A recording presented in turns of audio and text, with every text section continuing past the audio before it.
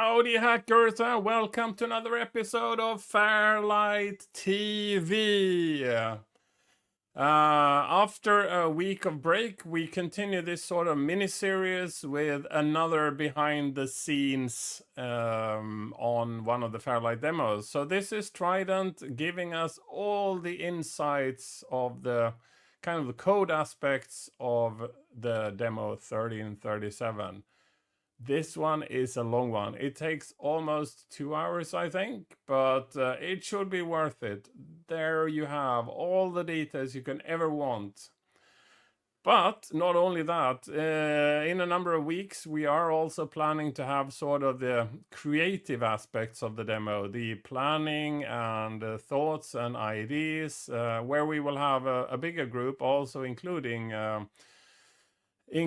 the Sarge and Fagelhus and Trident discussing the process and the creativity parts of it. So don't miss that one. But first, all the technical details over to Trident.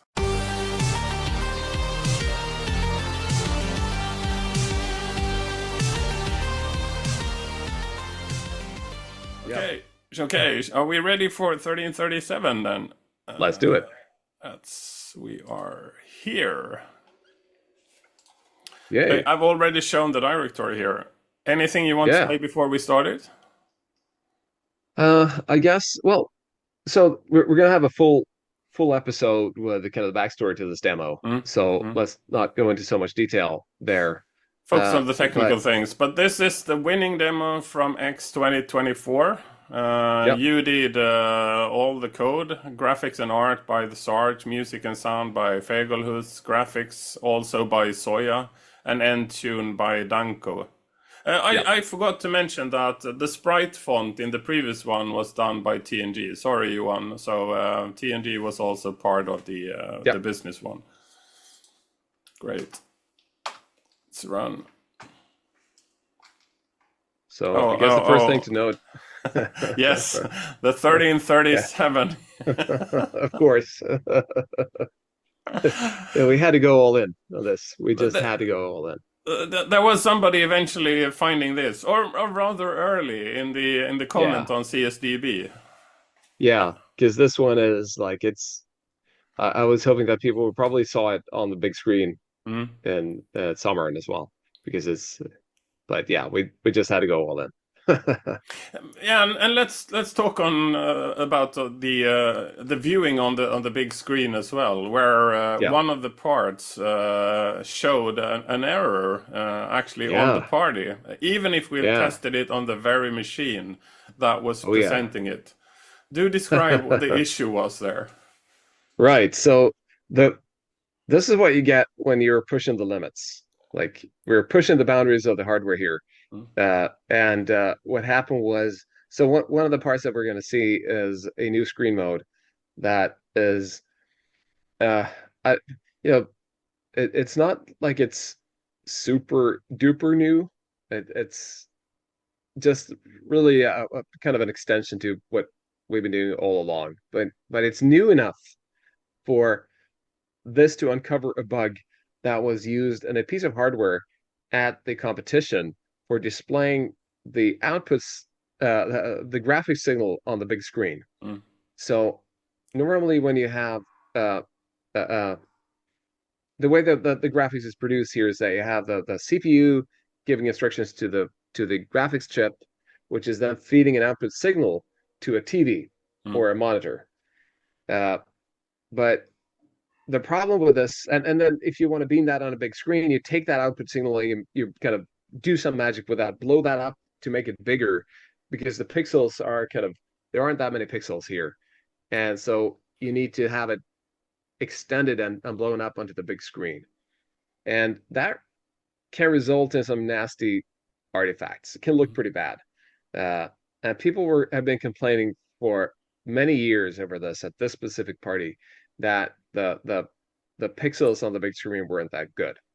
So what they did this year was they added a piece of hardware to the compo machine that sits right in between the CPU and the graphics chip. So they have a socket there.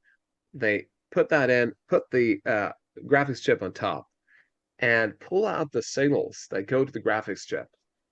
And then there's a piece of hardware that emulates the graphics chip and is able, because it's emulated, we can do anything with that signal. We can Mm. make it work really well with an HDMI cable and beam it out to the big screen. And this usually works really well.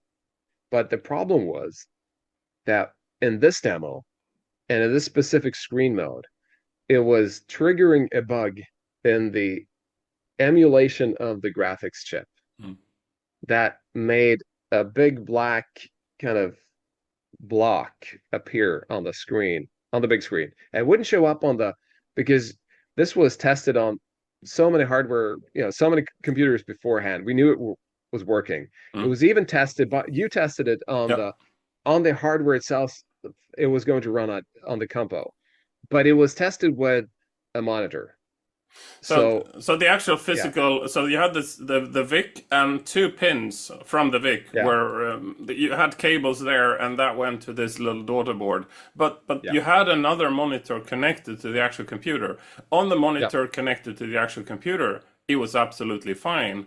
It's just that those two cables taking it to this little daughter board, the daughter board didn't reproduce the picture properly, and yeah, we couldn't test that because we didn't want that. That's part of the testing. You don't want everybody to see it, and the only way we could have discovered it was showing it on the actual big screen. And yeah, yeah, you don't want to do that. That's giving away your content, and that's supposed yeah, to be the shocking of seeing it first time yeah. on the big screen.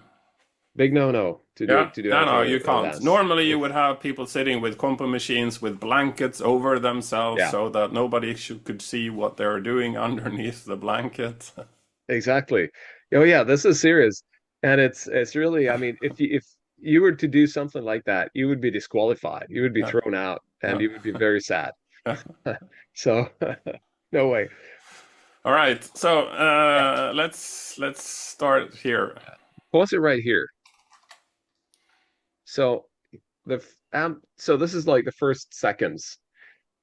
What we see here is actually really cool, Mm, especially if you view it on CRT screen. So what we see is a big kind of blanket of sprites in the background that extend into the borders. And even if we have the text still there, which is one of those things that you just can't do that. There is no way to open the border in every line with so many sprites covering the screen and having text at the same time. we are doing Uh, it every second line, right? yes, exactly. So the trick here is to do it every second line.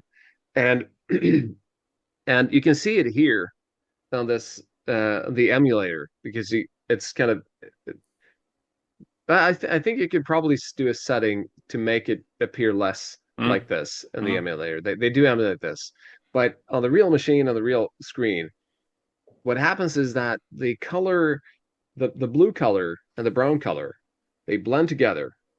They're on two separate lines, but they blend together. Mm. And yeah, oh yeah, if you unclick the CRT emulation, it will be more evident what's actually going on. I was Uh, clicking that. It was unclicked from the beginning, so oh, okay. Oh yeah, uh, maybe it's more. I think I don't it's know. You deeper can into still go the to yeah, settings here. But so but certainly, yeah, I think you should probably have the CRT on there. You should probably click it now because it seems like it's still unclicked. the thing is, it just opened this Oh, that's configuration the thing. kind of mixture thing. Okay, never mind. I can Yeah. do blurring. So it's Yeah, I don't know. Never mind. Let's just oops, sorry. If I stretch it, do we see it any differently or? I don't know. I don't. Let's just keep it. Otherwise, we're okay. It's a long demo. Me configuring Yeah. wise, it's So we could probably pause it like here. So what we're seeing here is so that this is the tunnel that we're going through is actually made up of so this was it's made up of I think 256 images of a 3D model of a tunnel that are blended together and given like the depth is given the depth of the position is given a separate color, and it's all kind of blended in with dithering. So this was done by the 3D modeling was done by my son, who's a very skilled. He he knows his way around Blender. He's a skilled 3D guy, and he's currently studying for at the university level for as a game designer. So he knows his way around 3D, and he did all the tunnel things that we are seeing through the demo. There are actually, I think, six different scenes, uh, six different models of these tunnels. But But he's not credited. He should have a oh handle yeah, and he be is. He credited. is. Okay, He is okay. credited on the final screen. But on CSDB, does he have an entry on CSDB? Because this is serious demo contribution. Yeah. Well, we should probably create one. Uh, I'd say we should. yeah. Now it's a tricky part of picking a handle. Uh, Oh, I don't know my the gods and their family trees, but does Trident have any kids? According, I mean the god Trident. oh, the god is Oh yeah, yeah, the the god is trident is his Poseidon, weapon, of right? course, Yeah, but Poseidon is the god. Yeah, I don't know. you have to look in Poseidon's or Neptune's family tree and see if there is a Yeah. good kid's name there. Well, yeah, th those family trees are pretty nasty. Yeah, They tend to be. right. There's a lot of Okay. weird things going on there. Yeah. I guess that was a detour, but Yeah.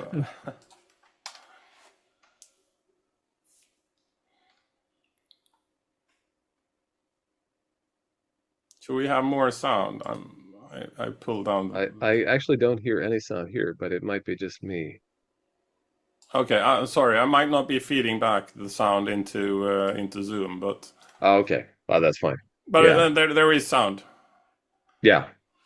Okay, so yeah, so what we're seeing here is again a combination of things. There is the kind of the 3D tunnel effect. Oh, Yeah. uh, and that one is really color cycling on a set of generated pictures. Again, 256 frames that are blended together to create this kind of illusion of movement. And then it looks really nice. We were thinking about doing something with like old school outrun style Mhm. effect of moving in the car. But then Soya said that, yeah, but there is this demo by Sensor last year that Mhm. had that. We Mhm. were like, oh yeah, true. So that was like done. But this was different. I think it was really cool. And you can see also because we see the movement in the tunnel Mhm. and how the color is reflected off of the hands of the driver and also the face of the person that we see in the rear view mirror as the movement kind of progresses through there. It will be very difficult to sort Go of not back. talk about the narrative here, but yeah, let's try Yeah, to avoid that. yeah. We'll take that next time.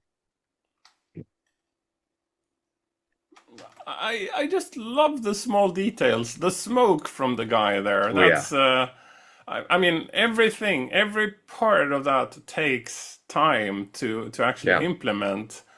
But those little details, the things for me, the Mordillos, the little white characters, the pictures you can sit watching for hours and still finding new things.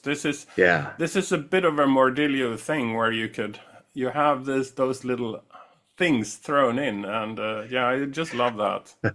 The eyes There's of the actually, guys and the red eyes of the guys on the right, and yeah. There's so much of that going on here. In fact, there's even a backstory to the smoke that we see there, which will be published and I hope not too far distant future in one of the top disc magazines. okay. Oh yeah, so watch out for that. Yeah.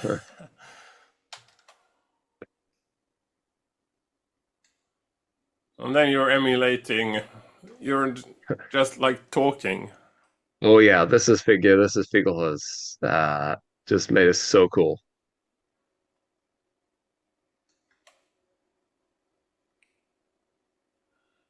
So those are sprites coming in with a text on top of a bitmap picture. And those are also sprites.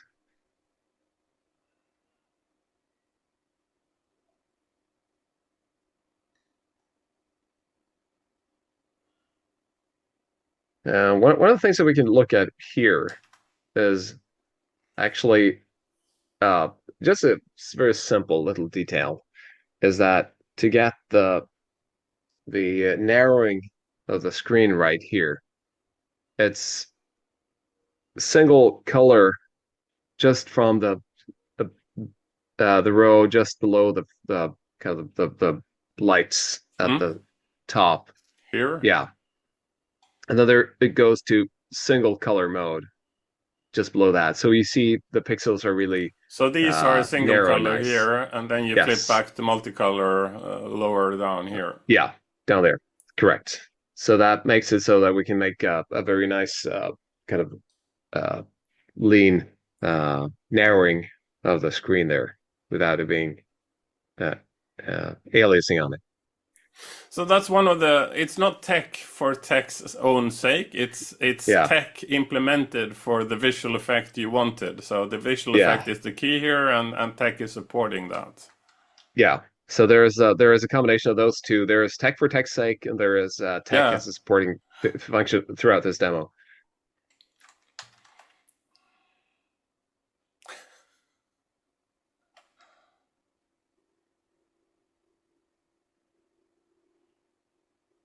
Yeah, and here we have 9 sprites, of Yes. course. And this is really cheating. Hmm? Really cheating. It's what happens here is that it's 8 sprites down there in the border, and those 9 characters are really just painted on to those 8 sprites. And the raster time is super tight for this. It's really just a few cycles left of playing the music, opening the borders, and painting on the text.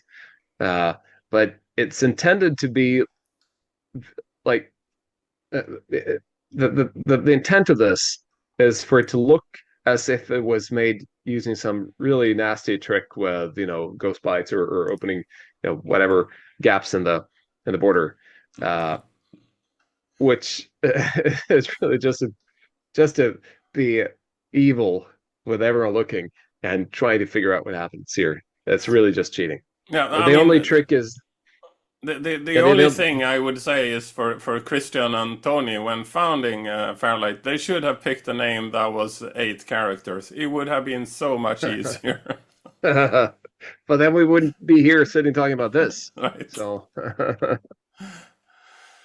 There is a game called FairLight, I guess. They're skipping the I, so oh yeah, we had a they thought about number that. of people joining the Facebook Yeah. page because they thought it was sort of supporting their new game, and so they went in, and then they just dropped out 2 days later when they realized that it was old shit. They didn't understand Yeah. that, so just leave.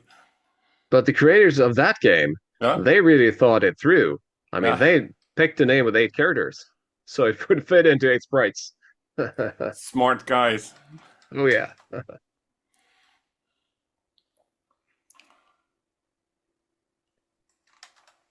Yeah, what do we have here? Uh, so Reg- this is every second raster line being split in yeah. the middle. And you can do that because it's text mode. Mhm. And so in this case, it would have been possible to even cheat and use a mode, a screen mode where you'd have no bad lines, Mhm. but still have pixels because we're in complete control of what we see on the screen. There's no, normally when you do a basic fader like this, you have to be aware of everything that happens on the screen has to be perfect because you'd have people using different color schemes of the characters. Sometimes you have a like this light blue character or sometimes you have white, sometimes there's a mixture. So you had to be taking that into account when making a basic fader. It has to be perfect. I mean, you can't really cheat. Here we could have cheated. We could have used whatever Mm. because we're in complete control. But this is actually just a real basic fader thing. Uh, there's no cheating. So it's using every other line, splitting it because you can't split every line because every eighth line is a bad line where you can't have CPU cycles Mm. in the middle, but every other line is fine. It looks pretty nice. I know VDK is deliberately setting this ECM mode for Yeah. his basic screen to see the see What? if the basic fader can handle that. Yeah. Most most of them can't. No, But right.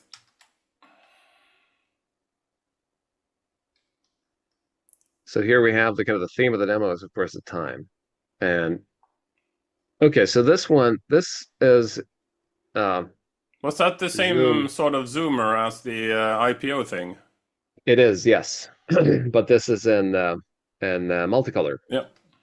So this is probably I think this is the first that I've seen that is able to do this very wide range of zoom where you get a very big picture and a very small picture. Mm. And normally when you do a zoom like this, so this is the effect I think is was invented by Graham in 1995 for demical parts and later in Dawnfall. He used it I think in probably maybe it was parts that was first with a zoomer.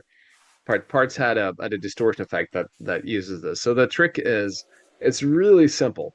It's mind blowing when you figure it out how it works.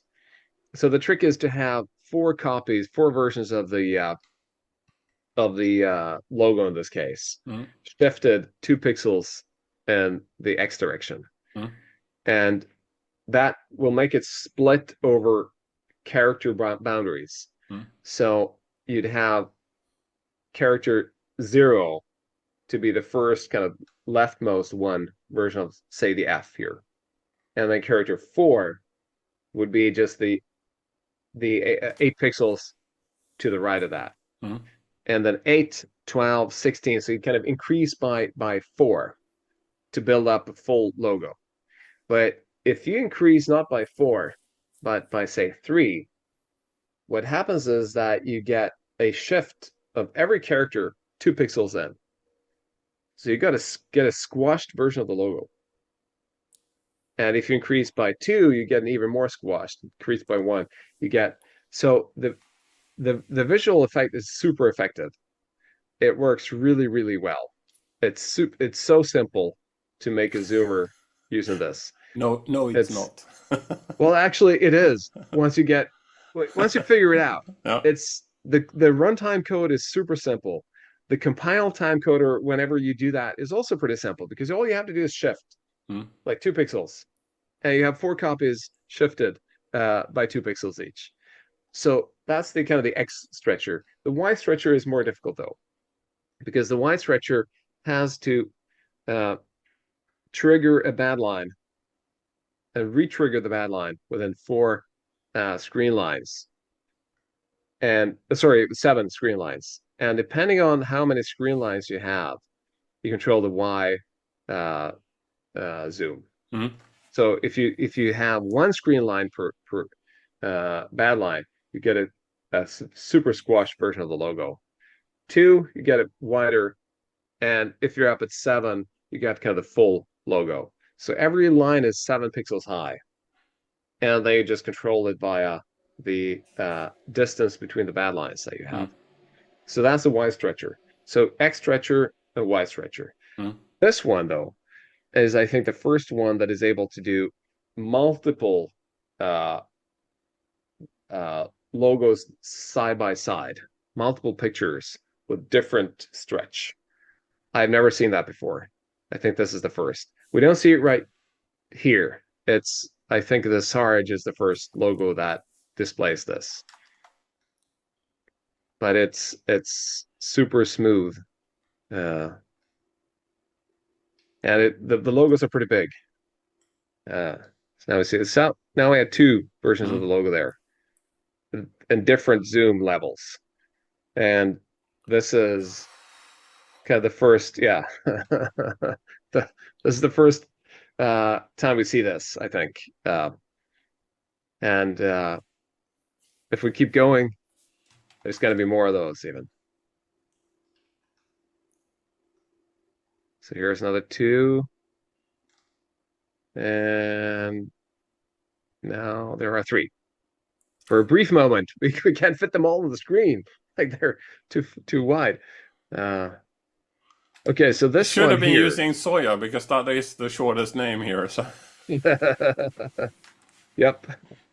Trident is probably the widest we had. Damn it. Yeah. and this has to be ghost bites. Yeah. And That's the raster splits and ghost bites, and of course extending into the border, so there would be sprites in the border as well. yep. So this is kind of similar to what we had in the Ghost, right? But if you keep going a few seconds, what just happened there? Pause it right here. What happened to the color of the Ghost light? It turned brown, which it cannot. It's always Yeah. black, Yeah. so it's not. Hmm. It's not Yeah, ghost bites. exactly. But that's really the Bummer. intended purpose of this is to kind of say that, yeah, oh, wait, this is Ghost Bites. We know this. And then it kind of changes color. Whoa. So yeah, it isn't Ghost Bites, and it's actually not even extended into the lower and upper border, uh, which is so it is what happens here is that we're seeing characters, Mm, uh, and it's really a big stretcher okay. where you can do a stretch. You stretch the seventh line of Mm, a character. So a character stretcher is either the first, so line 0 or line 7, and if you stretch line 0 you have a bad line on every line, which mm, means that you have a problem opening the borders and doing much other stuff. But if you stretch the last line, you get 63 cycles and you're good. So what this is really similar to the Ghost Byte, except instead of using the Ghost Byte, uh, we're just writing the same data into one of the bytes in the font, the kind of the seventh, the last line of one character. That character is just repeated all over the screen. Um, but I don't know. I just really like those dithered single pixel dithered raster bar things. Look great, I So think. you're stretching the last character, the last line of a character, and then you're repeating that. But you still have sprites in the border. So Yeah, but which is easy because this is when you do that, it's really a unproblematic line. It's normal non-band line that mm, you get. So all you need to do is set DO11 at the right cycle, mm, which is I think something like cycle 12 in the lower leftmost border, which is incidentally the cycle that is taken by sprite 8. So you can have at most 7 sprites with this mode. Otherwise, you can't hit that cycle. But here those are 4 sprites in the mm. border. So, uh, You can but skip. You can otherwise, skip sprite 8. yeah. All right. You make it sound simple, but it's just putting everything together into one working piece. It's not Yeah. simple at all.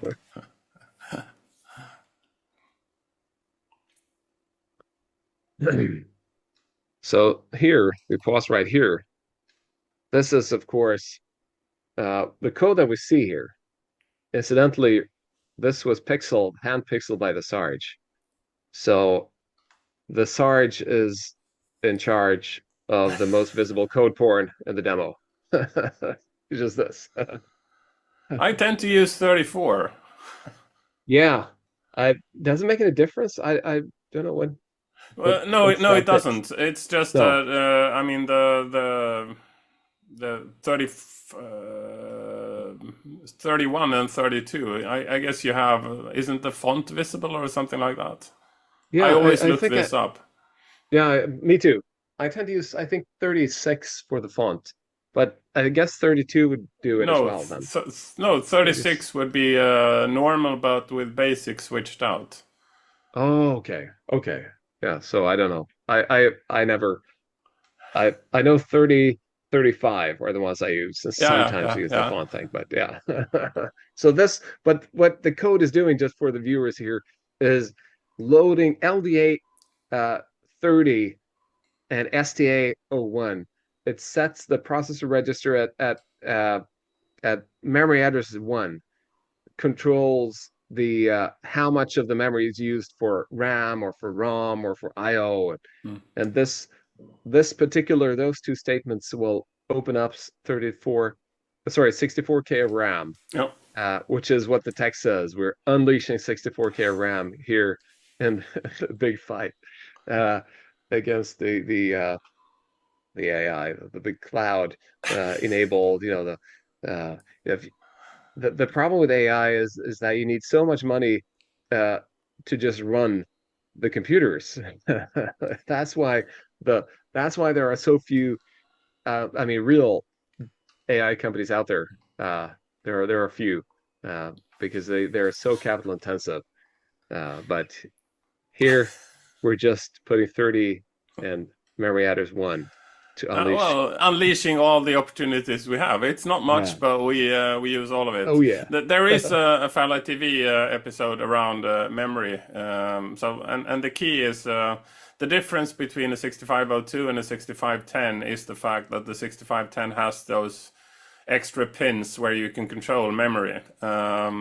So you have RAM, all 64K RAM, but then on certain parts you also have a ROM, and depending on how you set this, you can tell the CPU which memory address it would read from, the RAM or the ROM. It will always write to the RAM, even if you write to in ROM mode, it will land in RAM mode. That's the sort of the only protection you can have when you're using a cartridge game. You write to itself, and unless you can bank it out and see underneath that it landed in RAM rather than in the ROM, then the game would crash if it's not done properly. All right, yeah, a little detour. Oh yeah, that's a good one though, because you can see here, this is a 6510.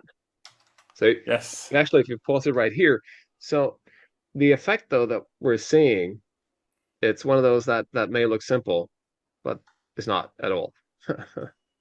Because the trick, so the thing here to note is that those lines of color, the color bands are sort of tilted Mhm. to the side, and the pixels Single are very pixel small, tilted. single pixels. Yes.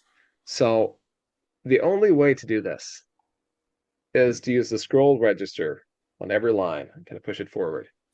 So yeah, actually pause it right here because now we're getting to it's a very short part. But so the what happens here is that there is this tilt to the side. So on Mm. every line, the scroll register is updated and pushed to the right. Now, when you do that, how would you be able to scroll it smoothly sideways? Because the scroll register is used for tilting it. Well, the only way to do that is to scroll it upwards. Because when you scroll it upwards, the tilt, and you scroll the tilt as well. What happens is that you can get like 4 pixels. For every pixel upwards, you get 1 pixel to the left. And and then you have we don't have that much memory. Like we have 64K, and we can't really use all of it for pictures because of the ROM thing.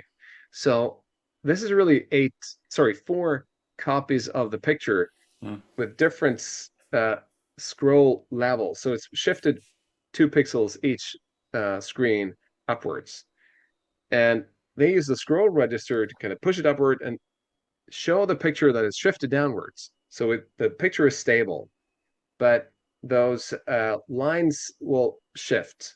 Like the tilted colors will shift by 2 pixels per frame.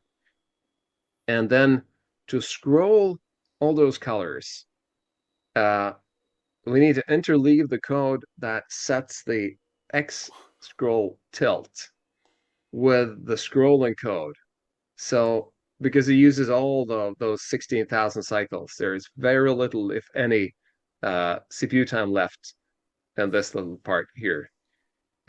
So it's this the memory is completely used by 4 copies of the screen Mhm. plus all the unrolled code to make the scrolling work, which is interleaved with, of course, in time to with the X tilting of the scroll register.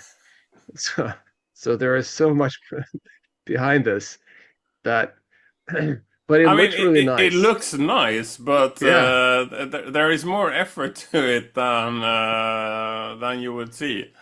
yeah. So this is the kind of thing that you need to you sort of can have it on a back burner and think about it and sort of, yeah, oh yeah, that would probably be the way to do it. And when you sort of figure it out, it's not super hard to actually implement it. Of course, you have to kind of tweak it and time it and all that, but the idea is probably the kind of the trickier part to Mm. figure it out first. But it looks really nice. And I do agree. Yes.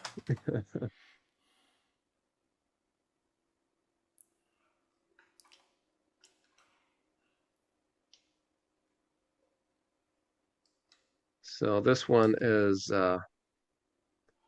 one of those called Kefren's bars Mm. uh, on the from the Amiga, and but slightly different. So the normally when you do this, you have you stretch one line of graphics all over the screen, and then you update that line Mm.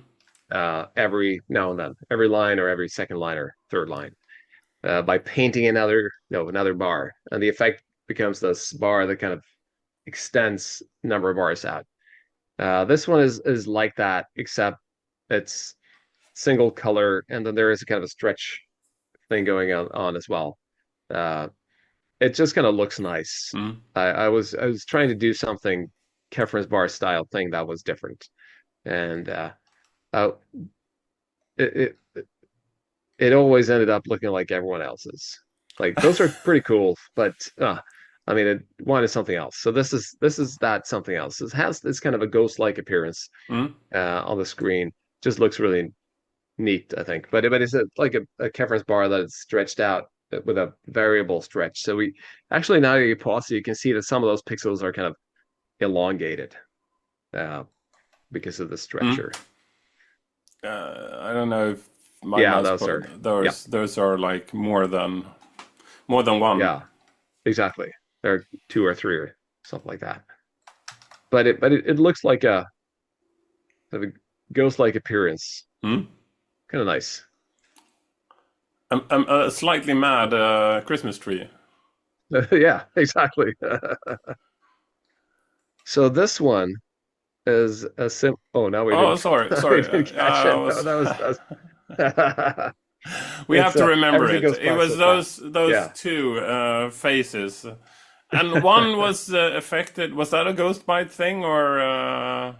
yeah. Actually, similar to the non-ghost bite raster bar thing, uh, where you have a long stretcher that stretches out one pixel line, also or one character line, and then you can update 8 pixels Mm, by just setting one register, mm, and then have a kind of dither pattern that is with a sinusoidal wave pattern behind it and drawn out. mm, So it looks really nice. It gets this kind of a metallic effect when mm. mixing the colors on top. So, but yeah, And and one of the now, phases was a sprite that. yeah, actually, I think both were sprites. Both were sprites, Ah, okay, okay. and the trick with which is actually explained right here is that which is the one that you mentioned about the raster bar bug in the old FairLight intro. Mm, It's this priority inversion thing uh, where you could have actually the FairLight bug, the FairLight intro did not actually use this. My mistake. It uses the other bug. This is a pure priority inversion thing of the which is kind of unique to the Vic chip.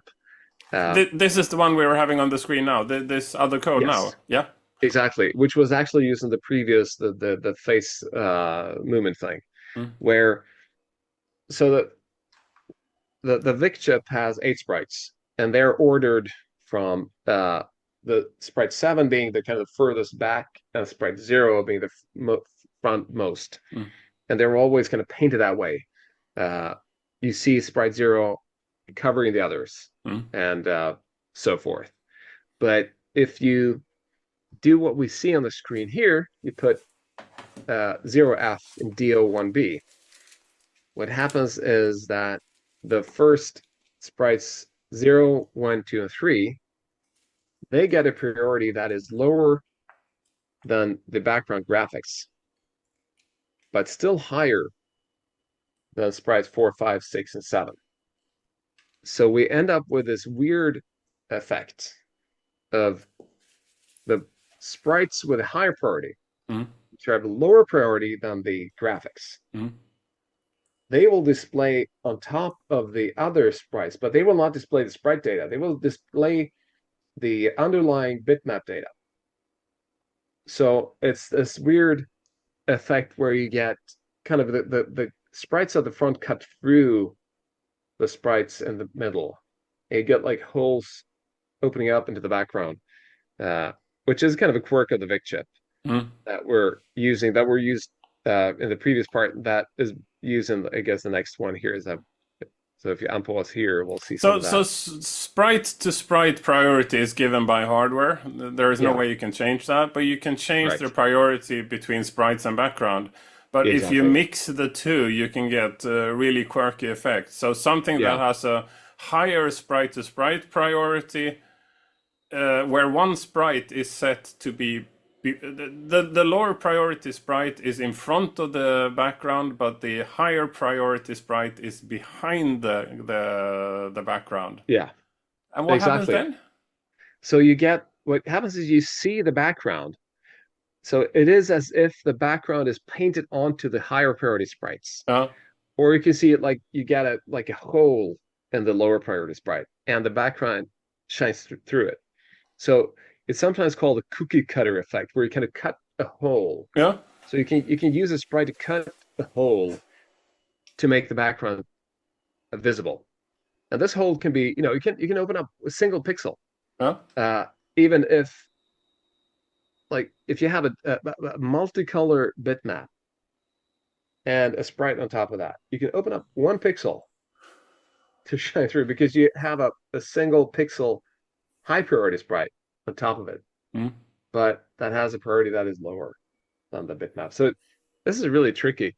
I always end up, not That's really getting this. clever. But I mean, if you add multicolor to it, is there any Yeah. difference if you have multicolor sprites? Yes, there is. Because of that bug in the FLT intro, Okay, where okay.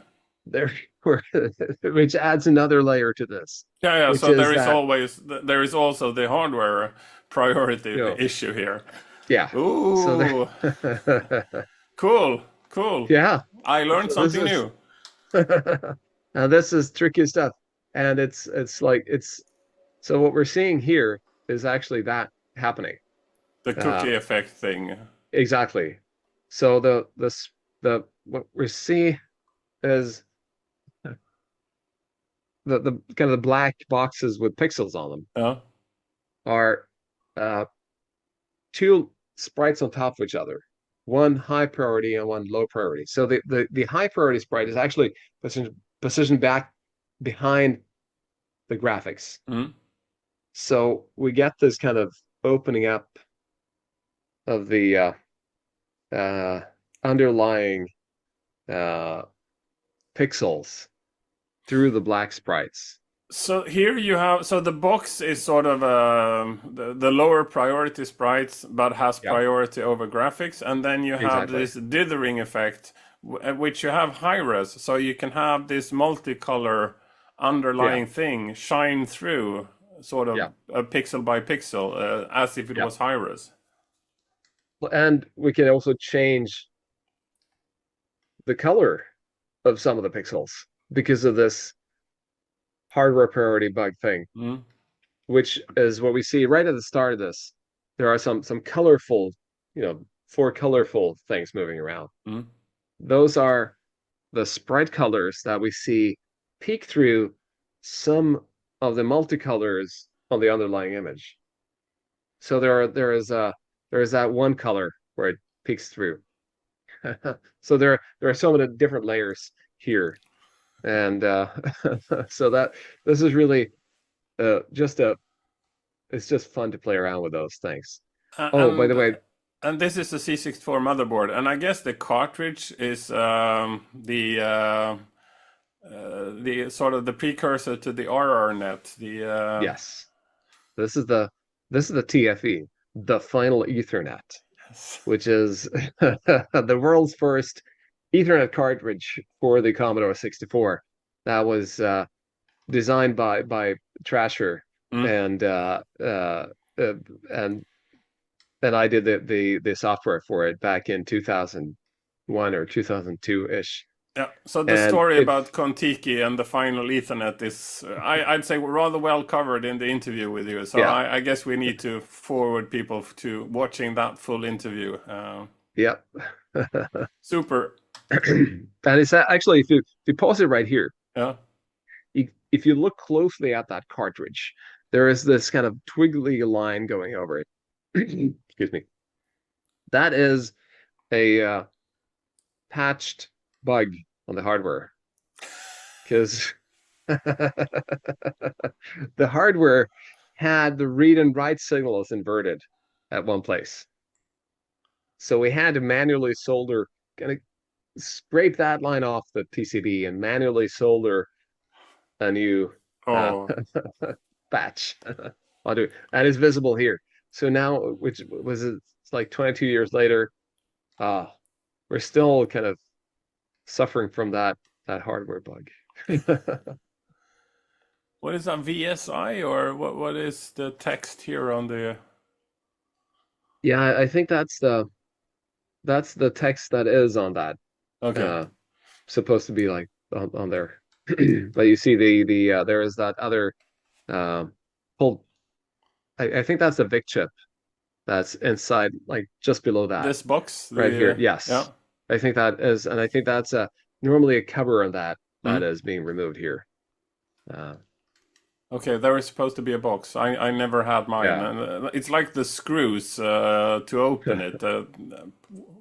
People kept those. I have no idea why. So, they're rattling if you shake it. yeah. That's the only problem. They never put them back. Now you see the sprite color shine through there Yeah. as well. And here we have another variant of that. So we get a bunch of different effects going on here. So the leftmost, so uh there are 8 sprites moving like this, and they're repeated downward. And the leftmost here is light red, Mm. and the rightmost here are green. And we see them when they cross over each other, they interfere and create one of those colors that are kind of new, Mm. which is a yellowish color. And then they interfere with the underlying graphics as well. So what happens is that the left part here is covering some of the pixels on the underlying picture. So you see that there is some pixels kind of peeking through. There is this text DO1B, and then there is this 8565 CBM. Just to the right of that, there are some pixels that that are not yet covered by the movement of that sprite. Right there, These yes. ones, yeah. Yeah. So the sprites to the left are let's see now. They are the higher priority sprites. So 0, 1, 2, 3, 3. And the ones to the right here are 4, 5, 6, 7. Uh, and then there's this DO1B trick where we kind of flip the priorities. And the high priority sprites will cover but I get messed up every time thinking about this. I have no idea how this works, to be honest. But it's still sort of a Vic trick and a bit of code porn that Yeah, still propagates the overall narrative here. exactly. It's not code porn for code porn's sake. It's pushing the narrative. I think that's sort of the Exactly. key here. That's the definitely. You see here now that how the midsection is being sort of covered and Mm. uncovered. There are some other things there as well that kind of move away. And here we get, so this is kind of a similar one again, in terms of the kind of the tech. And there are all these colors being blended. So there are actually seven. Oh, Oh, sorry. there's seven. No problem. No problem. This is intended to go pretty fast. So those are like a few seconds each. But there are seven sprites kind of intricately moving across each other and creating those color blends with a bunch of tricks with the priorities as well. And The here we get so the Degkrok, because they were sort of curving. yes, exactly similar to that. I refuse to translate it. For me, it's Degkrok also in English. Dough hook or whatever. Yeah, something like that. It's one of those things where even if you're really good at, you can learn a language Yeah. really well, but you have certain domains where you are completely blank. Yeah. Like kitchen items is one of Yeah. those things where it's really hard. Even if you're super good at a language, that might be a blank spot Yeah, of course, yeah, because you're not exposed to that. exactly. I have an issue with flowers. I have an issue with flowers in Mm, Swedish, which means that I have severe troubles also in English. yeah. Yeah. Well, fortunately for flowers, you can just go with Latin names, right? Oh yeah, yeah. You're good. That would be so much easier. Yeah. Of course. Yeah. Why didn't everyone do that? All right. Yeah. Meow. Yeah. That's also one of the little Cute. cute things Yeah. just thrown in Oh, there. that's fantastic. Yeah. So uh this is ghost bites. Those are actually ghost bites, what we're seeing right now. Yeah. That's my spinal reflex now. Yeah, If every time I see a repeated dithering, it has to be ghost it does. bites. Exactly. And now they are black, so I'm more Oh, convinced now than ever. yes. And they're in the borders too. So yeah, very good.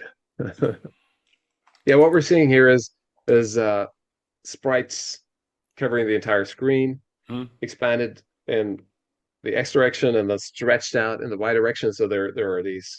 It's one big sprite. Oh, sorry, eight big sprites, long sprites, mm.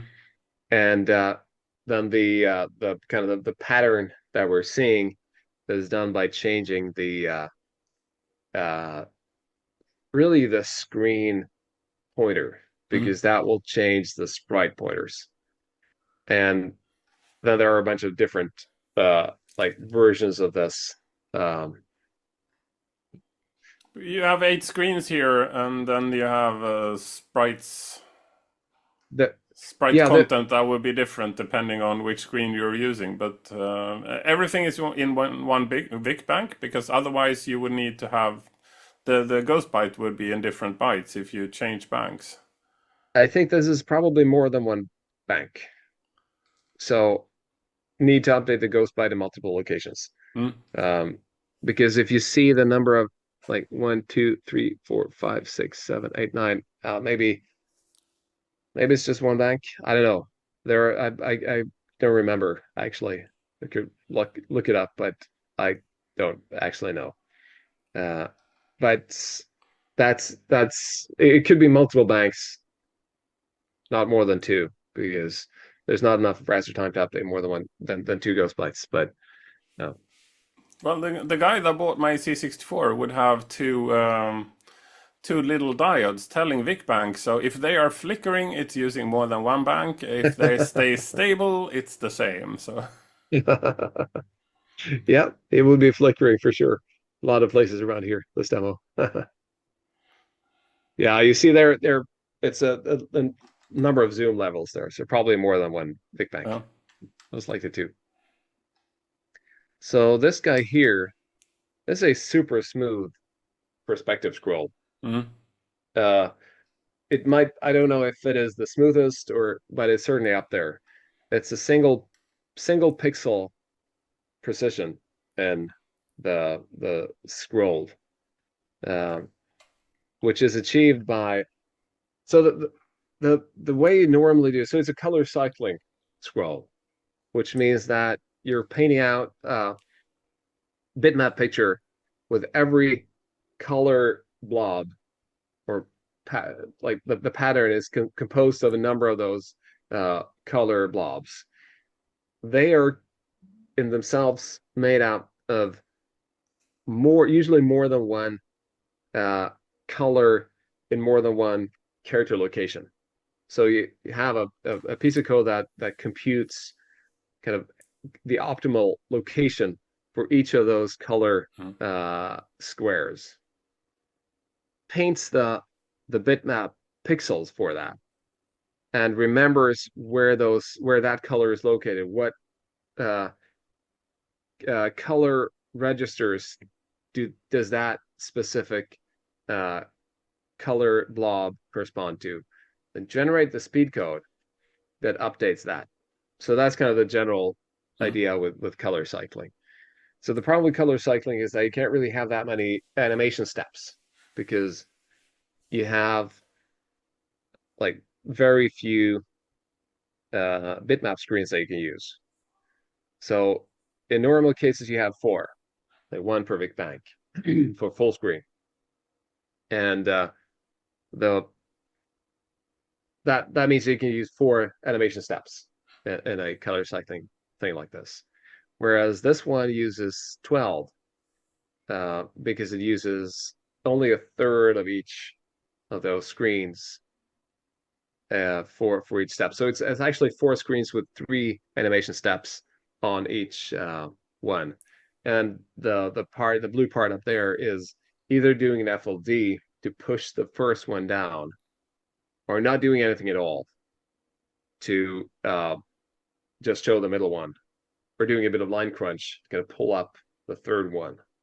So So that's the basically kind of, having the same, if you have two animation steps on one bitmap, and you can choose to see the first one by pushing it yeah, down and you by FLD, or yeah, you just hide it and then use the show the lower one. yeah. Okay. Is that what So you're yeah, doing here, or it is, yes. okay? So the trick, and then there is another step which is pushing the X scroll register also, Mm. just one pixel. So that's why there are 24 steps, like in total. And it makes for a very smooth scroll. I think the only trouble I had here, really tricky part, was getting because you need to update the DO 00 color registers has to be updated at the right moment. You can't bank them out. They're always there. And D8 I, D800. Yeah. yes, Yeah. exactly the screen color uh, is always there. The other color registers you can bank out and kind of paint them off screen and do things like that. But Mm. the DO 00 has to be painted in real time. And I know there is this problem where the last line of the screen gets repeated at the top line of the screen when you do a line crunch or an FLD. So when you don't do a bad line at the top of the screen, the Vic chip keeps the last line. Uh, and I remember there was that problem with getting the last line, kind of blanking that out at the right moment because the animation steps. And sometimes when you do a line crunch, sometimes the last line is actually not the last line, but it's one in the middle of the screen and it's shifted of like 8 characters off and it's messy. But that looks pretty good. So Yeah. Yeah. It looks super nice. and then there are of course all the colors and the And then you're also blinking, timer. of course. So Yes, and all the other magic. And so this one here, we should this note isn't this. It says Trident here. I just want to yeah, point out. It took me ages to find that, but and that's by the way, I should also mention that this is by Soya. This Mm. picture is not by me. So it's not a signature. Yeah. It's just that this poor guy is sitting on it on it happens to be a Trident missile. Oh. So that's the reason for the but so the effect here is some is It's one sort that of I the end of Doctor Strangelove, the movie, yeah, or How I Learned to Love the Bomb, Peter Sellers. I guess exactly. most of the audience is they would be old enough to have seen that movie, even if it's a Oh black and yeah. white one. Oh yeah. Oh there's lots of that. There's always the War Room. That one is also, of course, inspired by that movie. Uh, but so yeah, we're just pulling on all these things. We'll have an entire episode Yeah, only about that. So we're gonna leave it yeah. for Well, that, I think, but because the technical there's part here yeah. is this. You're warping this around, so I Mhm. guess this is VSP stuff, or No, actually, this is something that I haven't seen before. So I think this might be one of those world first things. It's so there's this kind of uh almost cylindrical distortion going on mm, where the graphics is kind of squished together in the mm, middle. And uh if you run it for a few seconds, we'll see that because it's yeah, really more evident when you see it. yeah, And the way this is done is actually similar to this zoom thing that we talked about before. mm, It's the entire picture, four copies, shifted 2 pixels each. And then to squish it together, you do that trick like you do with a zoomer. So what we're seeing is a screen filled with a squished pattern like this. And then there is a the when you do that, you get because you get four copies of the same picture, you can at most have a picture that is 64 pixels wide and 7 pixels high, because then you run out of or 8 pixels high. Because then you ran out of font space. mm. Like 64 characters times four is 256. That's one font. So every line here is one font. And No. then yeah, and then just switch them every eighth line, just blah, blah, blah, like that. And then the scrolling is super simple because all we need to do is turn this table around Mm. of the fonts, and that's it. So the code for this is really very, very simple, but I think it's a world first. I've never seen it before. The technique itself is a like is an old technique, but I never seen it like this. And it uses, I think, the entire memory for this. Mm. Very little memory left after all these fonts. But There are two pictures as well. it's only four colors, right? So you don't need Yes, to mess with the color memory and D800. correct. Could do that though, but uh, there is. I mean, we could change colors along the way, but don't do that right here. But certainly doable. And there's plenty of raster time left here. This is simple in terms of raster time. So that's memory. We're trading memory for effect. Right. Oh, flip disk. Yeah. We're now at approaching 2 hours, and Oh oh yeah. Okay, so we're not even we haven't done the first one. Just okay. oh, yeah, Yeah. well, we have done the first We'll now. be faster. Yeah, we'll be faster.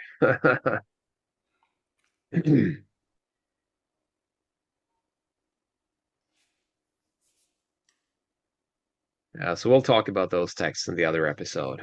And this is here is another color cycling thing, which is really just a bunch of those circles Mm, painted out onto the kind of the screen, the picture that is used to create the bitmap and the color cycle code. So it's really just a bunch of these circles and then mm. just paint out the colors. And the colors Normally, are, you would do something like this with sprites, but then you would be limited to 8. yeah, bec- exactly. Yes. And now we have unlimited. And we can you see the color is changing too. It looks pretty nice, and they are especially when growing it to goes be bigger fast. and bigger. Yeah. And this one is cool. So uh, this was inspired by, I think, an intro by Science 451, where they had a full screen of bubbles like this, but they weren't in the side border. But it just looks so cool. Uh, This super massive scroll. So just that added into the side border and added some sprites on top that go along with the base. The kind of boom. Comes up. And here's another similar one. So is those that are an all. instance of the same thing, or? So it's a slightly different one. Uh, there are those. I think the what we're seeing is really a number of sprites, 8 sprites wide, stacked on top of each other, and then the sprites are sorry, the bubbles are drawn offline. I think they were drawn at the start of the part, and then it's just kind of animated out because there's no raster time left in this. It's all just open the borders. But this is really all just kind of leading up to the to kind of the main thing. Here's this one is cool too. So if you pause it right here, so this is one of those limited bobs that were first invented by Bob, of Mm. course, Bob Sensor, and except this one is a little different because it's kind of melting away. So what you do normally, you have that. The idea is that you draw a couple of those bobs on the screen, and then you kind of move it, and then you erase the ones at the borders. And the effect is super cool. You get that, especially if you move fast, you Mm. get it insane movement. In this case, it's not moving so fast because we wanted to highlight the fact that it's kind of melting away as well. And I think it's the first of its kind, Mm. but uh, but this is really mostly intended as a lead up to the next effect. And And for those not rooted in the Amiga, Bob is the name comes from Blitter Object, which is sort of right, an Amiga thing, where one of the support chip Bob Blitter is creating the Blitter objects, I guess. yeah. And So so that's it, one Bob. The other Bob is Robert, yeah. who invented the limited Bob effect on the C64. Now we can see a kind of Yeah, we did withering have away of that the in one of background. the Fairlight demos before. That was unlimited Bobs, and we had Bob's face created multiple instances. Yeah. I laughed That's so the hard. epitome. I laughed so hard. I love those kinds of jokes. All right. Yeah. So yeah, Anything but more this here? Or should I yeah, continue? well, actually, so one thing here was that this was really mostly intended as a lead up to the next effect, which is kind of the main effect in this part of this area of the demo. And uh, this was because the next effect is another unlimited Bob effect, Mm. but that doesn't remove them. So, and this was, I showed this to Trasher and he said, but hey, I showed the next effect to Trasher and said, but shouldn't you just remove them? So it sounded like people might think, okay, so this effect should be one where the bobs were removed. Mm. So I had to put one where the bobs were removed before the other one, so that kind of get that out of the way. But But added this little nice, is uh, this like the worm game, the old classic game, where you keep track of all the positions and then you create a new one and you remove the last one and then you can extend it? And no, nothing like that at all. no, no, no, no. This is way simpler.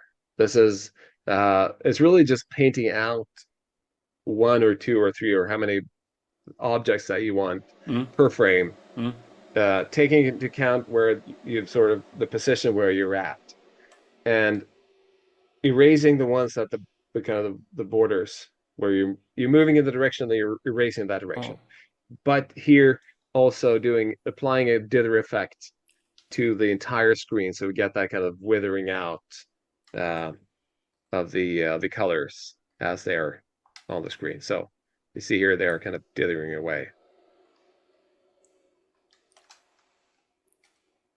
And this is the I don't know the coolest the effect in this area of the demo. This zoomer, unlimited bobs that are zooming, which is a completely new one. And But this is repeated because you have the same font, or so oh, yeah, the way it works is it's really the same as the Graham zoomer idea where you have four repeated versions of the same mm, picture, except here we're drawing four repeated versions of the same object in four different areas mm. with shifted 2 pixels each, and then applying this Graham style zoomer to those pictures. Um, Uh, so and you're running the plotter outside of the interrupt, so they could be as fast as the CPU time you have outside of the interrupt, or are you running it inside the interrupt as well? oh, I probably most of it is inside the interrupt. I Yeah. think in this, yeah, in this part, it's you have to be keep up with everything that's happening. So it has to be synchronized. You can't really do it outside like that. But Okay. Yeah. Well, yeah, I'm really bad at pausing. I realize that. So we're already we're talking about it's something which is no longer on the well, screen. Sorry well, about that's that, good. guys. We're running out of time, so we need to be fast. Like Yeah. anyway, so what we're seeing here is just this is mostly just to kind of keep the beat going. Split right in the middle, two splits Yeah. with some color blending things, just to keep the beat. Uh, kind of keep the tempo, everything that's going on. We're seeing here, so those are stretched sprites moving back and forth and stretching and restretching, blinking to the beat. Again, this is just keep everything going. Uh, because there is some slowness before, and now we just kind of get this up. Here is every other line is one color, every other line is a this raster bar color, and then there is the zoom, like zooms with the beat. So boom, keep it.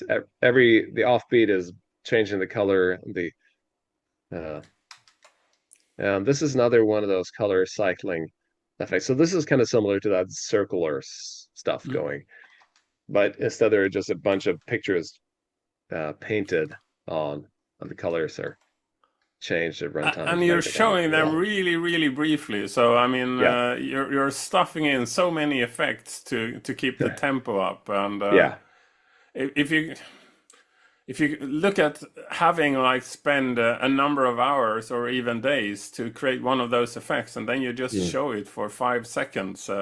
even less.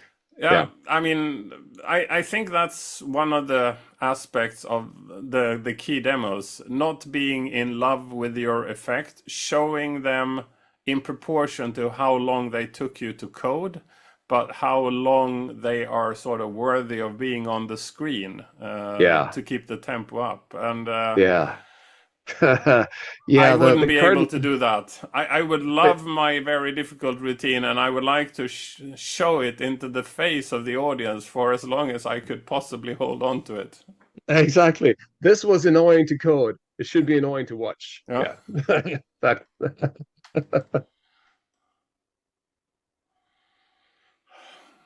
it didn't work. The AI is not giving up. No, no. Have to deploy the tunnel.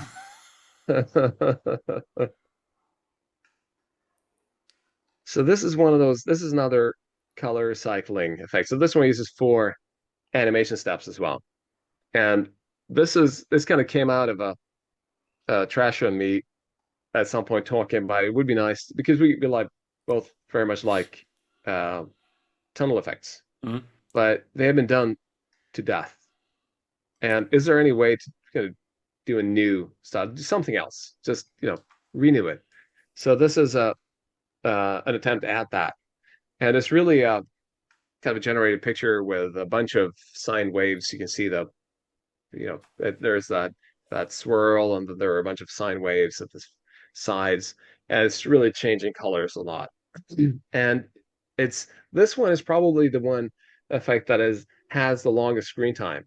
It's over 10 seconds, which I think is more like 13, 14, which is a very unusual. The reason is that if you look at it long enough, it kind of pulls you in.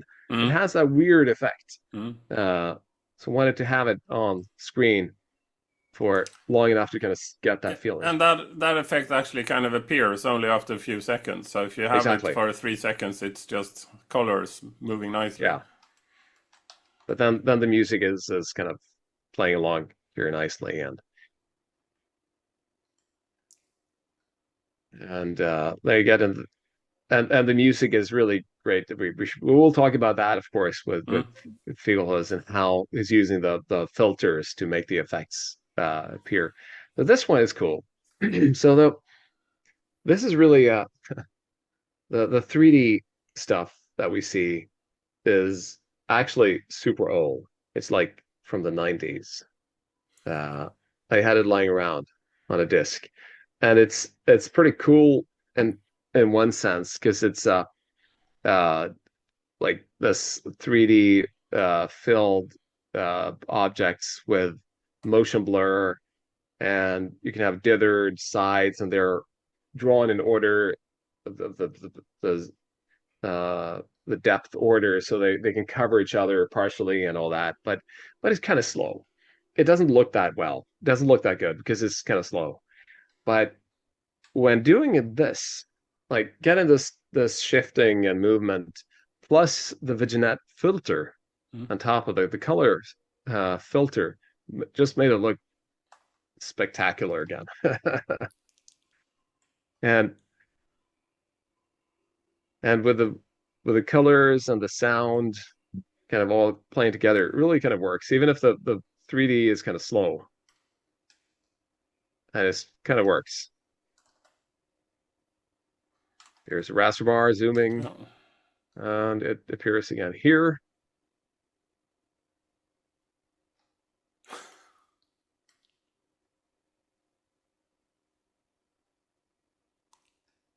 And now Flescos.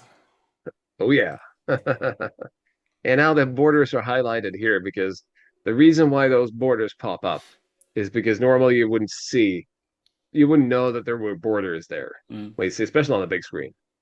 Uh, so this is just a, kind of the pitch of the Flescos graphics mode. So this is the a key new thing with this demo. This graphics mode. This is the one that broke on the big screen. Mm. But it's it's really so what it is the first time that we ever see unexpanded pixels covering all borders like this. It's never been done before. Um, not like this, not this many pixels, not over the entire screen area. Of course, there are a bunch of other precursors to this that kind of led up to this, but oddly enough, no one had done this. And I was looking like crazy because I figured someone has to have done this. Uh, it's not that hard. Like it's the key insights. So the way it works is that it's 8 sprites, but 8 sprites only cover half of the screen if they're unexpanded. So what this trick here is to have 8 sprites that we flip over between the two halves of the screen every other line. So So it's that's why we get 8 sprites on even lines to the left, and then 8 sprites to the right on the odd lines. exactly. So that's why we have that kind of striped pattern. You see the filled Mm. areas are really just kind of alternating black and white. But it really works when you see a picture drawn with this those limitations. It really does work. Mm. But the trick here is that there is no cycle. There aren't enough cycles to kind of manually move 8 sprites like this. You have 43 cycles, sorry, 44 cycles or 46 if you're using the uh, one of those read modifier write instructions to open the border, but 44 cycles, uh, and there is no way to do 8 sprites because 8 sprites would require 6 cycles per sprite, and 6 times 8 is what 48. So there are too few cycles to move all the sprites back and forth.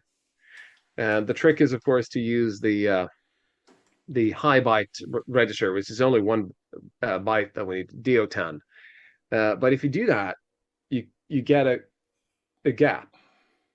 Like you can't really get them either. So the insight here is that you need to move some of them using that register and some of them using kind of the coordinates. Mm. And they have an overlap of 8 sprites at one point.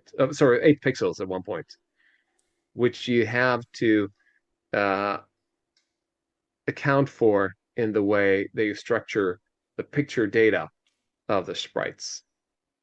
And when you do that, you get this. And it's the code is relatively straightforward, except you have to, there's one work where you need to reset DO10 at the right moment. You have to set it twice actually per line because you have to get sprite 0 back into position. So it's tricky to get it working, but it's not impossible. There are some. I mean, looking at the picture, you would see that in the middle there is this Yeah, one there is. pixel lower here. So It is. I guess it's right here, right? Actually, if you look further down, you see right there to the left, you see how Soya, this is drawn by Soya, he's using that to make the brick wall kind of dithered. Hmm?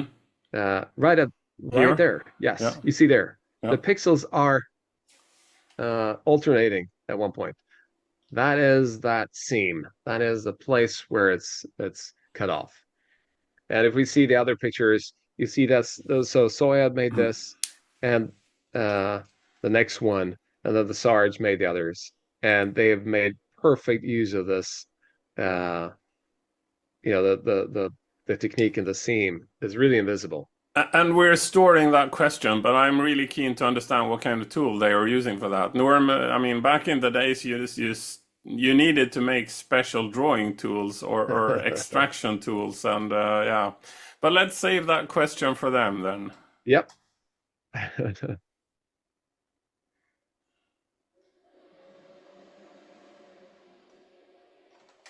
And we should also say that these are the this is the issue that we had like here, yeah, like around the wheel was where the bug was on the big screen on X. yeah.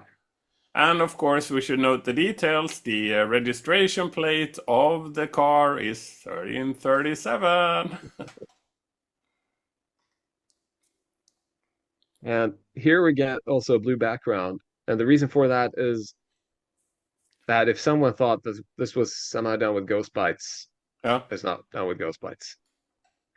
And this is yeah, and should we say that as well? I guess this is a Depeche Mode blink, isn't it? Isn't this sort of similar to a cover of a no? Oh yeah, that there is this old kind of East communist Stalinist style in this, which I think was used by Depeche Mode as well. But we should talk to the Sarge about that. Yeah, yeah. Definitely. And you have the rockets in the background as well. Oh yeah.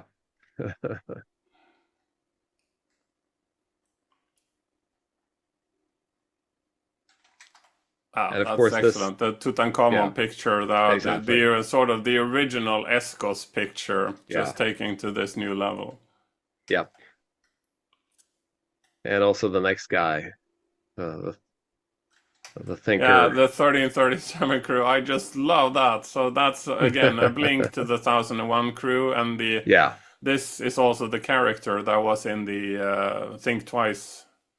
Yeah, and he was also in Think Twice 5 by the judges, right? Yeah. Yes, but it was also in the original Escos demo. Mm. But then it said 1001 crew. But yeah. Blink, blink.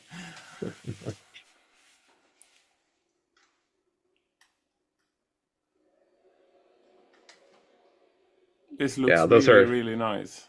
All the 16 colors. Oh yeah. Or how many ever they are. We're not limited to 16 colors seemingly, so. Yeah, this is done with ECM mode, where you can get 4 different background colors at the same time. and just change them. But yes, definitely very nice with those raster bar colors there. And this is just you know, ordinary sprites, nothing Yeah. magic here. This is just for the comedic effect. And if you've seen the video from X 2024, this is where the crowd went totally wild. Yeah, this really worked.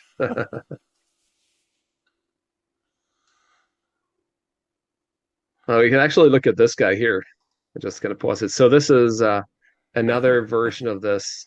Uh, the effect that we had, the cylindrical mapping thing, uh, with four versions, pixels, 2 pixels moved, and then they're kind of going together like in a perspective. It's a bit ugly because it's 2 pixels per pixel, so we see the kind of the gaps Mm. get the Atlantis and the bonsai get ugly, but it could be done with 1 pixel to make it look nicer. But in this case, it doesn't matter because it just scrolls by so fast. I mean, it's supposed to be ludicrously fast. Exactly. There's another nice, zoom raster thing. And so this is actually similar to the color cycling that we saw in the business demo, Mm. uh, with um, the overlapping blending color cycling schemes on top of each other. Except this one is using a stretcher as well, so it's actually stretching it out, uh, Yeah, because make it's it wobbling. exactly, yes, and kind of bouncing up and down a bit. It's again the first of its kind, but yeah.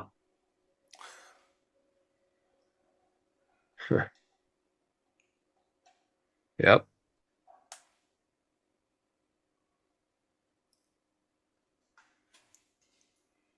So this is the the theme of the demo is time's running out. It says disc 2, but I'm actually inserted in disc 3 now. Well, it is disc two, but it's the first side, second side thing. So Ah, three okay. disc sides, one disc, two discs. Yeah. So yeah. So this one is this is our general. Now we're in the panic mode. Mm. So uh, disc two, side one is the panic mode. Starts out with now that the room is in shambles. They're not in a good mood. Those guys are feeling it. And we're seeing, so there's kind of this nightmarish style here that we're seeing the general being, in your face, stretching and moving, and uh, this is so the way this is done is by having a, a screen mode with no bad lines and graphics, so that where you kind of repeat character lines, so that you get enough raster time to do the stretcher Mm. on top. So, and that's it. And I just like that in your face big effect that you get from it. And the sprites are moving slightly overlapping, so you get the kind of squishiness. Excuse me. And this one here is probably way more complex than it may look. So this is It looks like um, DO16 set in multiple yes. places in the same screen. Excuse me. That's exactly what it is. It's a DO16 split, I think 4 times per line. Mm. So we see a gap right there to the right. That's because of the DO16 split. Like Yes, here. Yeah. exactly. And then there is a layer of sprites on top of this as well. So there are 6 or 7 sprites that are moved as well.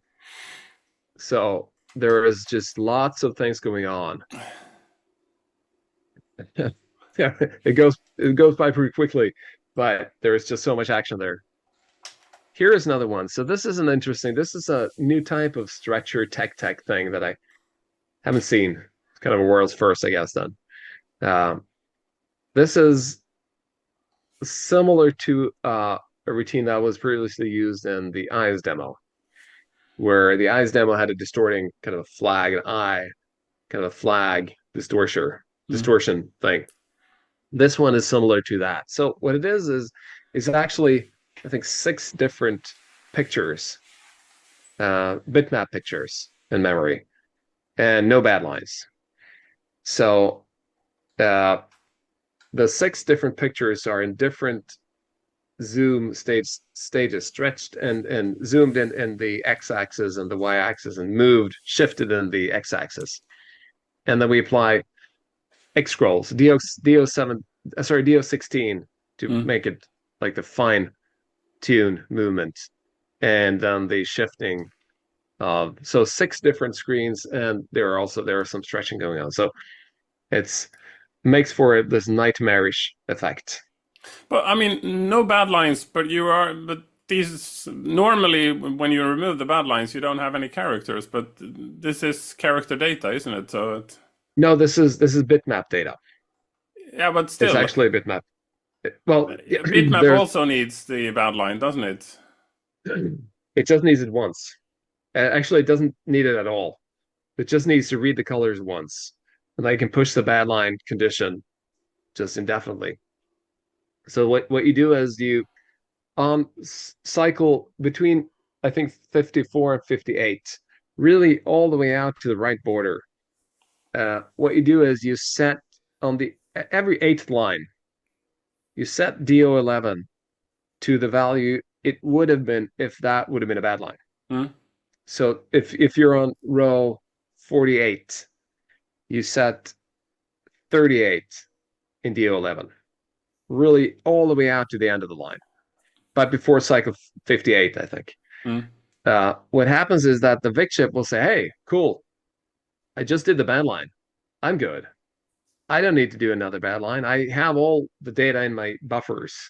So we'll just not do the bad line. It's already done, but keep showing bitmap graphics.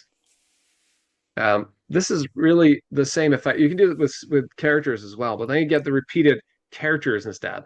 Mm. You don't, so you can use that for it. So it's used in many of the effects that we've seen here use that trick as well.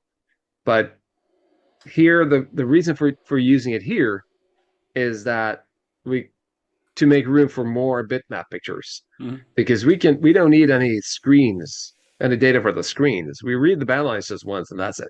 Never read any more bad lines. That means that we can have two. Uh, and I said, by the way, I said six bitmap pictures, and way more than that, isn't it? Maybe it's more.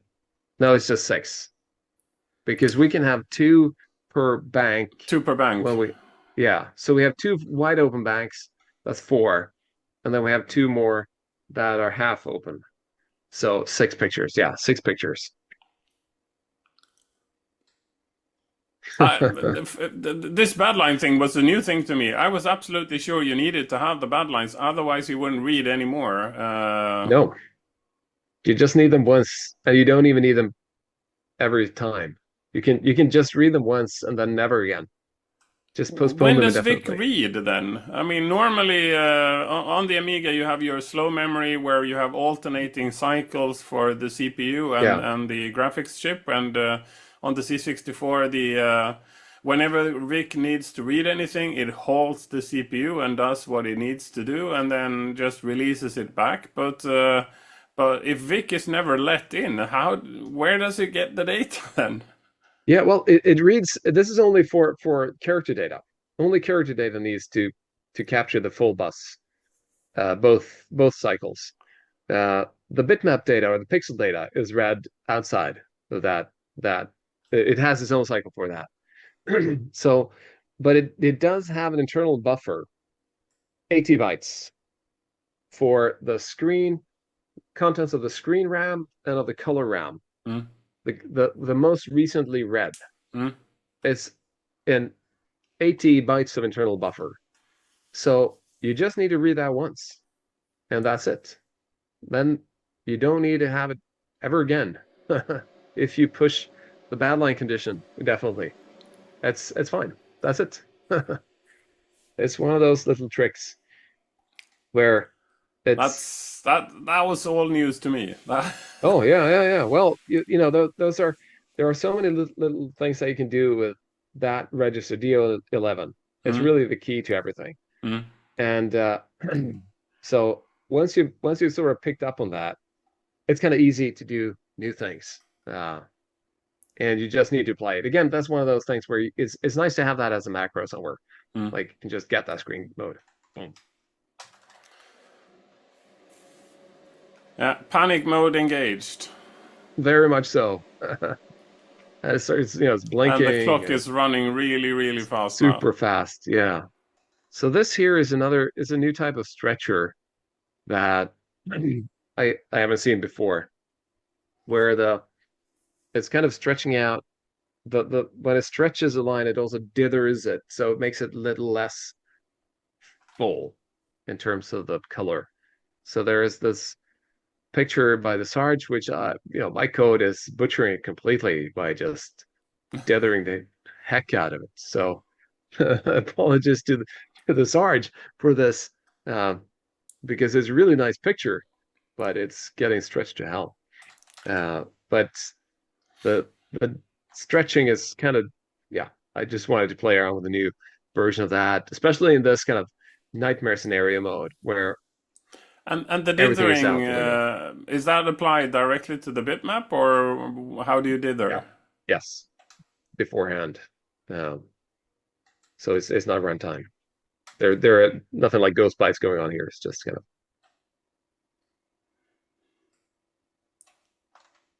so this one is actually I can let it run for a little while longer because we get to see some of the colors coming in.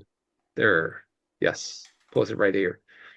So what we're seeing here is the colored kind of bars that we're seeing is one of those FPD effects, flexible pixel distance. The way you achieve that is by doing line crunch, Mm. uh, and in between the lines in between are FLD, and FLD and line crunch are very similar. Um, you just need to be aware of the position, the cycle that you set the update to 11. It has to be done at something like cycle 12. Sorry, hexadecimal 12, so cycle 18 in the lower, sorry, in the left border. So you can have 7 sprites. You can open the borders and you can do all that, but that's it. So this one uses 7 sprites. I think 5 of them are used for the guy moving back and forth. 2 of them are used in the border to cover up uh, a glitch that occurs because the colors are being scrolled with the scroll register. And so there is a little glitch on the side there. And then when you open the border, and so this is bitmap mode in high res. We open the border in bitmap mode high res. Last used color gets repeated into the border. So that's what we see. Every now and then there's a blink. Yeah, this is difficult to pause. Oh, There. boom, you said it. Yes, nice. So the white colors in the border is the extension of one of the colors in the picture of the screen. Mm. And then there's a black sprite covering uh, kind of a The glitch the there. glitch is covered Yes, here and here, I guess. exactly. And then there is this guy moving back and forth and kind of circling around, sometimes in front and sometimes in back. So there is I think there is even a ghost bite thing going there. So sometimes you see the sometimes if you manage to pause it at the right frame, it needs to be behind. I think so. No, yeah, maybe sometime now. No, it's too late. Sorry. Yeah, there are so many things going on. But I think there is a ghost bite, the other pattern there as well. Now it's panic mode. Oh yeah. Utter panic mode. Oh, look at them. That was also one of the things where or one of the occasions where the crowd went totally wild. This is so good.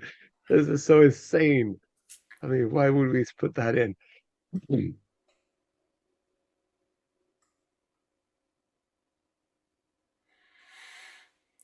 Oh, yeah. Here, also one of the occasions where the crowd went totally wild. Released the Oh, raster yeah. split. This is the pivotal point. To be honest, I prefer the deploy the tunnel. I think deploy here is a super fancy word. Yeah, that was the initial word used here as well, but then we kind of used it for the other. Uh, right. So we could look at those. This is uh, just a bunch of colors. This uses a lot of memory for all the colors.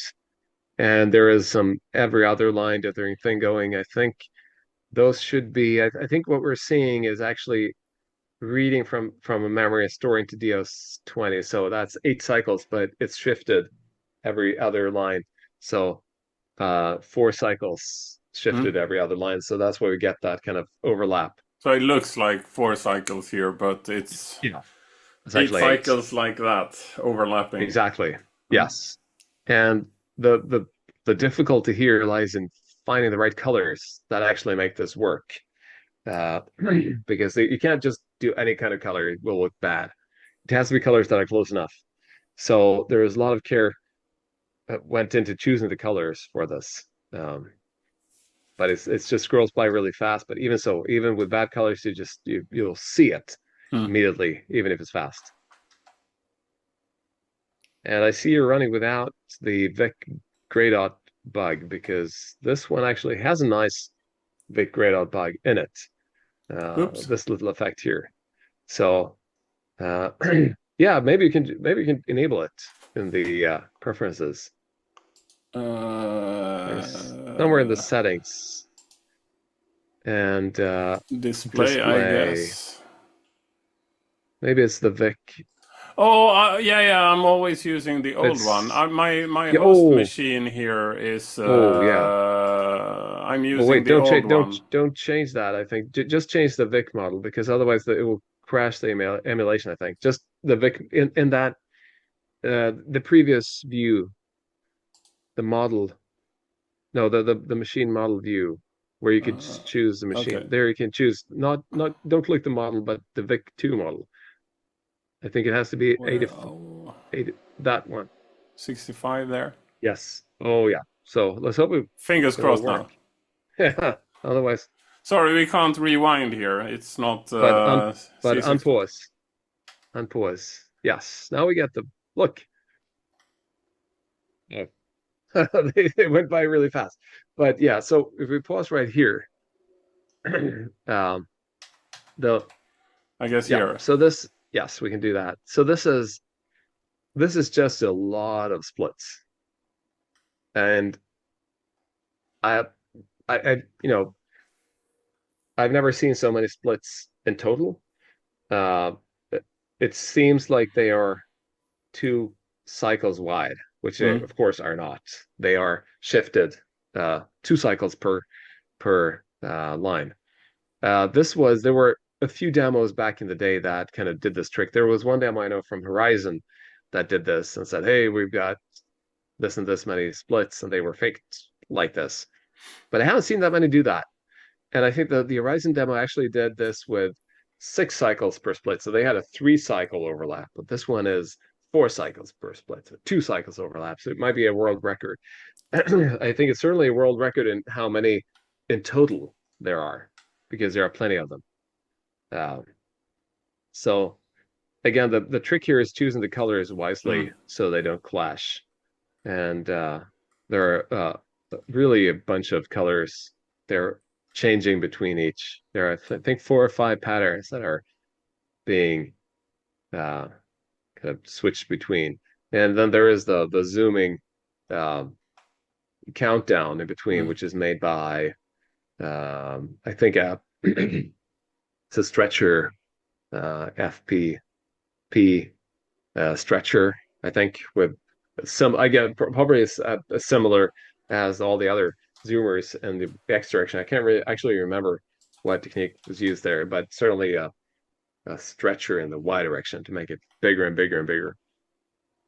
And there's this little dithering thing here. This is actually done by just inserting an NMI interrupt into the mix. Turning it off.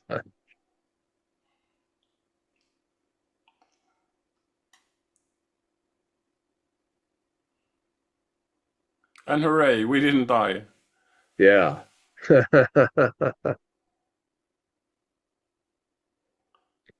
Now this is another one of those tunnel scenes. Yeah. And yeah, if you pause sometime here, you could probably see the effect of the uh, color changes on the face as well as the kind of the colors move through the Mhm. Yeah, you have this yeah the section sides and the here and that yeah. section here. They're changing. And there's also a very subtle one on the driver's hands, at least the left hand. Oh yeah, yeah.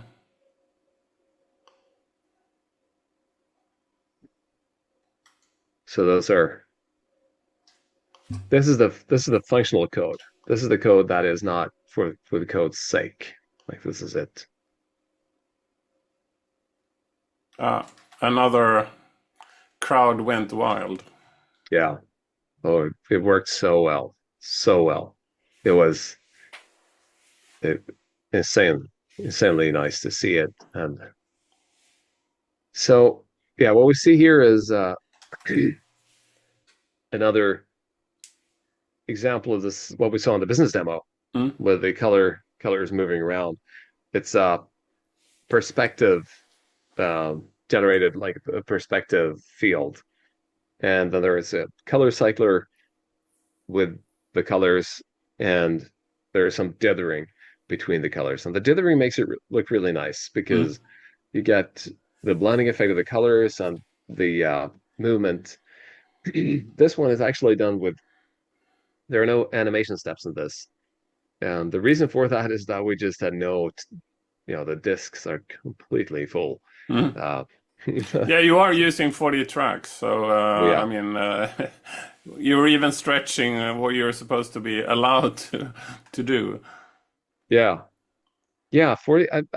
I, for me, I don't know. I've never, I haven't really felt the 40 tracks, 36 tracks discussion. I've just kind of made use of it a Mm. few times, Well, but I know there are some people that have a strong opinion on the use of 40 tracks, um, well, it makes which it a bit is, more challenging for people writing the discs back to physical yeah, hardware and want to run it from physical discs. Not all tools supports 40 tracks, so yeah. I guess it adds sort of complexity for those people.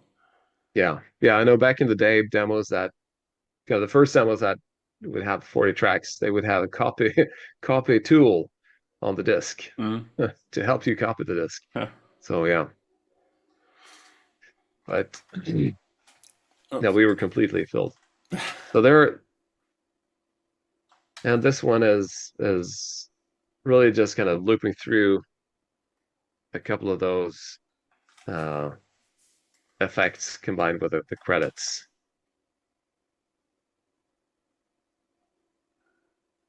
And it looks really nice with the blending of the colors. And it hides the artifacts that you get from having too many colors at the same location as well, Mm. because they are blended out with the dithering. And this is the music here is two-speed tune by Danko. So it's a little trickier to use that because you have to be aware of where to update the SID registers, but Yeah, you you can need to do it like on even places. You cannot do. yeah, It's not just running it twice. It needs to be very yeah, exactly. consistently. Like half of the Spaced out. screen estate needs to be the other place. Yep. Yep. And it's what you can do nowadays with Go Tracker is that you can make it write to an off memory location. Mm, It doesn't have to write the SID registers mm, right into the SID. but you can write to an up Ah, you write to memory location. a ghost location, and then you Exactly. copy it, Yes. so you actually update the actual SID registers specifically, so it doesn't Yes. sound bad. Exactly. So that means that you can actually use very hardcore timed routines, even Mm, with a multi-speed tune, easily. So this used to be like the Boost Design guys did this uh, a bunch of demos like that. The cycle was like probably the first with the 4-speed tune, mm, and in their case they had a you know custom made everything for that to work. mm. Nowadays you can just use Go Tracker. Uh, so this one there was actually supposed to be or an early version of this final part did have a bunch of other effects that required timing. So the music is actually prepared for that. Mm. So can be used with timed routines as well, but nah, it just there was no place for it. So here we see the 3D modeling credits. Regret. So we do have we do have a credit there, And he does and have a handle already. yeah. So this is from so the this is from a poorly translated uh, Japanese comic. Okay. I think the original line was "I am not regret" or something like that. It was one Ah, of okay, those, okay. all your base All style. your base R belongs to us. Exactly, one of those style translations. That's So very good. Bitfire loader, of course, and Yeah. yeah, and Danko converted the last tune. It's Oh yeah. originally by Mantronics, Amiga guy, Yes. Tip and So Mantronics, I think. I think they were Fairlight yes. members, if I recall correctly. AO text or all by Chat GPT. Yeah. So the AI text, there's the every now and then there are these big, kind of just crappy halfway rhyming Oh, text screens, which sometimes says like machine master, human disaster, yeah. something like that. Those were we generated those by asking ChatGPT. Something like the prompt was something like, "You are a semi-incompetent AI trying to take over humanity. Write a few messages that you would display to mankind, try to convince them. Make it rhyme, please." Yeah. Something like that. And we got a bunch of these, really crappy stuff. But it was so fun to use ChatGPT or this demo Yeah. and proudly display it. Super. And then this hand thing, it's Mhm. one of those that Sarge uses to convey the message that everything should be sort of hand painted and Yeah. not machine generated graphics at all. I Hmm. mean, of course, the data for stuff like the tunnels and stuff that I guess that needs to be sort of generated, but everything that it looks hand painted is hand painted. Right. Yeah. So the tunnel, it's actually this is probably something that we should say for the other episode. But the interesting part here is that for certain things, I have very strong opinions about things being machine generated. It should not be hand drawn. Yeah, That's cheating yeah. in certain places. Like if you fix that pixel by hand, Yeah, oh, you yeah. should fix the algorithm. Mm. Like that's the part. That's how you should do it. The other is cheating to do it by hand. Whereas in other parts is kind of the opposite. Yeah. So yeah, Cool. And now it just goes on. yeah. I know we had a number of people watching this for quite long, waiting for it to be 1338, but that never happened. So No. and there is a hidden Sorry. part, and we haven't shown the hidden part. And yeah, it takes a bit long to see the hidden part if we give Yeah. away that. But I think that's it. Yeah. Yeah. There are people who have found it. Yeah. There are comments on CSDB indicating that definitely people have found it. So Yeah, TNG found it by sort of by accident yeah. because he was running the demo very fast. So Hmm. he happened to see it doing that. So Yeah. yeah, that would also give you an indication on where to look. But Yeah. and Super, Adam. This has been 2.5 hours already, and Oh yeah. we are going to broadcast this in one episode, I hope. So people really interested would have a very long episode to look forward to. But we are at the end of it. So thank you so much for your time. It's been absolutely great, and I know that people loved both those demos. The 1337 is the channel's most watched one. We followed the numbers quite closely when it was very close to taking over the lead from Last Truck Stop. But yeah, eventually it did, and now it's several thousand views more than the Last Truck Stop. And I guess Norman in his C64 channel also has several dozen thousand views in his channel as well. So. It has been one of the most. 1337 is probably one of the most best received demos of the scene altogether. So, super nice work, and looking forward to having the chat also with Fegolhus and Sarge, so we can have a more look at the creative parts. So, stay tuned for that.